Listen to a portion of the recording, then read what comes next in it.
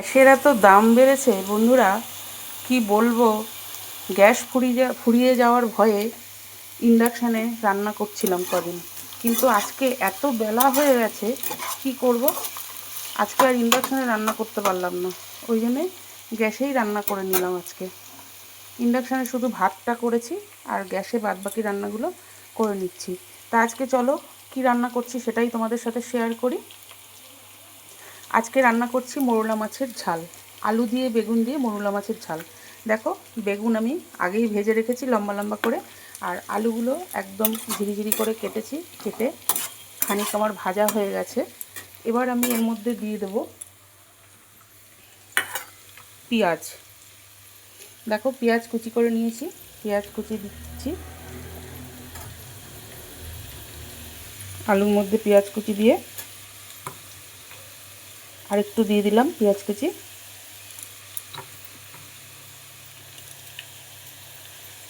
এইবার দিয়ে দেবো ক্যাপসিকাম, কুচি কুচি করে কেটে রেখেছি, ক্যাপসিকামও দিয়ে দিলাম। এইবার আলুর সাথে এগুলোকে খানিকক্ষণ ভেজে নেব।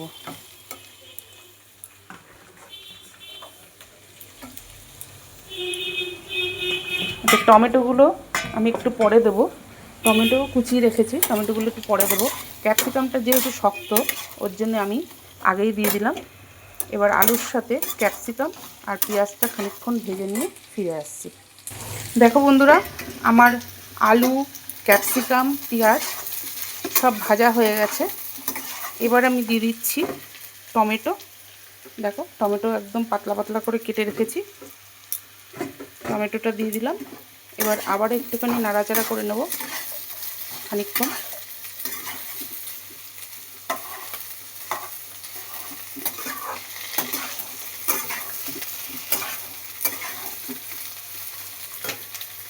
খানিকক্ষণ নাড়াচাড়া করে নিয়ে ফিরে আসছি।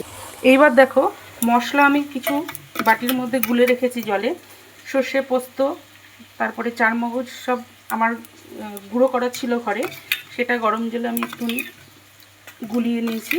আর তার মধ্যে দিয়েছি কাঁচা লঙ্কা পেস্ট, শুকনো লঙ্কা গুঁড়ো, কাশ্মীরি লঙ্কার গুঁড়ো, নুন, চিনি তো দিই আমি সব রান্নার মধ্যেই জানো, হলুদ, সব দিয়ে আমি একবারে একটা মশলার পেস্ট করে রেখেছি। এবার এটা আমি দিয়ে দিচ্ছি।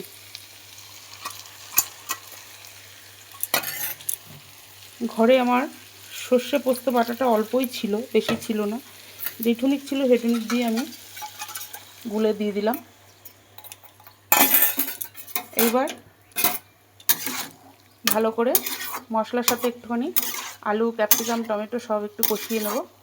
আর 4-5টা আমি কাঁচা লঙ্কাও দিয়েছি। আমি যেহেতু একটু ঝালটা বেশি খাই, তোমাদের দাদা ঝাল একদম খেতে পারে না, ওই জন্যে আমি গোটা লঙ্কা দিয়ে রাখি। ভাত খাওয়ার সময় আমি গোটা লঙ্কা ভাতের মধ্যে টিপে তারপরে আমি খাই। না, আমার আবার একটু ঝালের দরকার, আমার আবার ঝাল ছাড়া ভালো লাগে না। মেয়ে আর বাবা একদম ঝাল খেতে পারে না, যার জন্য এদের জন্য আমার অল্প ঝাল দিয়ে রান্না করতে হয়। টমেটোগুলোকে আমি একটুখানি ভেঙে দিচ্ছি। এবার একটুখানি টমেটো সস দেবো এর মধ্যে। দেখো বন্ধুরা, টমেটো সস দিচ্ছি, বেশি দেবো না, অল্প একটু দিলাম টমেটো সস। টমেটো সসটা দিলে কালারটাও ভালো আসে আর ভালোও লাগে, খেতেও ভালো লাগে। রান্না, যে কোনো রান্নায় একটু টমেটো সস দিলে কালার তো অসাধারণ আসে, খেতেও টেস্ট হয়। কাঁচা টমেটো এমনি কেটে দিয়েছি, পাকা টমেটো কেটে দিয়েছি, কিন্তু তা সত্ত্বেও আমি একটুখানি টমেটো সস দিই রান্নার মধ্যে, ভালো লাগে আমার খেতে। এবার একটুখানি আমি জল দিয়ে দিলাম। আর মাছগুলো আমি কিন্তু ভাজিনি, আমি কাঁচা মাছ দেবো। দেখো, এই যে মৌরলা মাছগুলো আজকে একটু বড় বড় নিয়ে এসছে। বড় বড় মৌরলা মাছ হলে না খুঁজে পাওয়া যায় রান্না করার পরে। একদম ছোট হলে না আলুর সাথে একদম মিশে যায়, চোখেই দেখা যায় না। তা বেশ বড় বড় মৌরলা মাছগুলো আজকে নিয়ে এসছে। তা আমি জল দিয়ে দিলাম। এবার আমি ধনেপাতা কুচি করে রেখেছি, দেখো ধনেপাতা কুচিটাও আমি দিয়ে দিচ্ছি একবারে। দিয়ে এবার কড়াইটাকে আমি ঢেকে দেবো।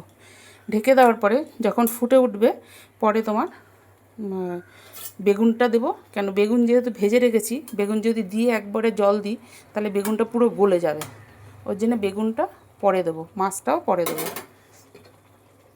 এই যে ঢেকে দিলাম, এরপরে আবার ফিরে আসছি। দেখো বন্ধুরা, আমার ঝোলটা ফুটে উঠেছে। এই দেখো আলুও সেদ্ধ হয়ে গেছে, ঠিক আছে? এই দেখো,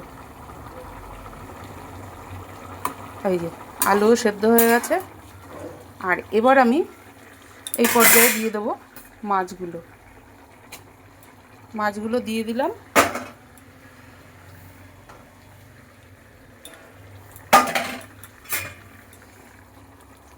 মাছগুলো দিয়ে বেশি ঘাটাঘাটি করব না, খুন্তি দিয়ে বেশি নাড়াঘাটা করব না। নাড়াঘাটা করলে পরে মাছগুলো কী হবে, ভেঙে যাবে।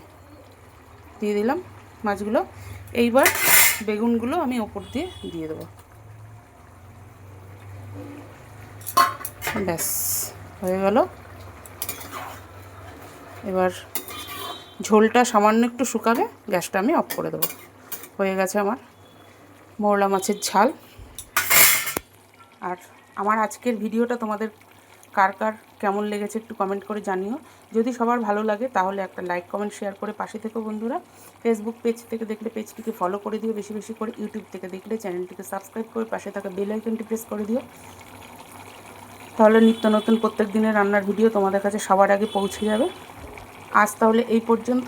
কাল আবার নতুন কোনো ভিডিও নিয়ে হাজির হবো। ততক্ষণে তোমরা সবাই সুস্থ থেকো, ভালো থেকো, সাবধানে থেকো। আজকের মতো টাটা, বাই বাই।